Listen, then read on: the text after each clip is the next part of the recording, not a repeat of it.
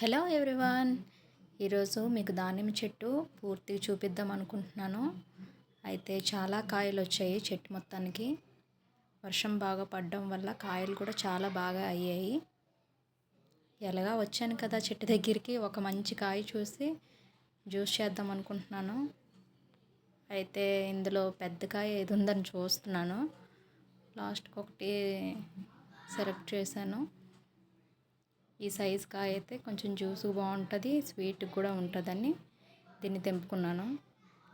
అయితే స్టార్టింగ్ అయినప్పుడు కాయలు చాలా చిన్నగా అయ్యేవి. ఇప్పుడు మాత్రం చాలా పెద్ద సైజు అవుతున్నాయి. కానీ టేస్ట్ ఎలాగుంటుందో చూడాలి. కలర్ మాత్రం స్టార్టింగ్ బాగా రెడ్గా వచ్చేవి. ఇది కొంచెం పెద్ద సైజు అయింది కాబట్టి దీని కలర్ ఎలాగుందో చూడాలి. రెడ్ కలర్ కన్నా కొంచెం తక్కువే వచ్చింది, పింక్ కలర్ వచ్చింది. సైజ్ మాత్రం లోపల పిక్కలు చాలా పెద్ద సైజు వచ్చాయి.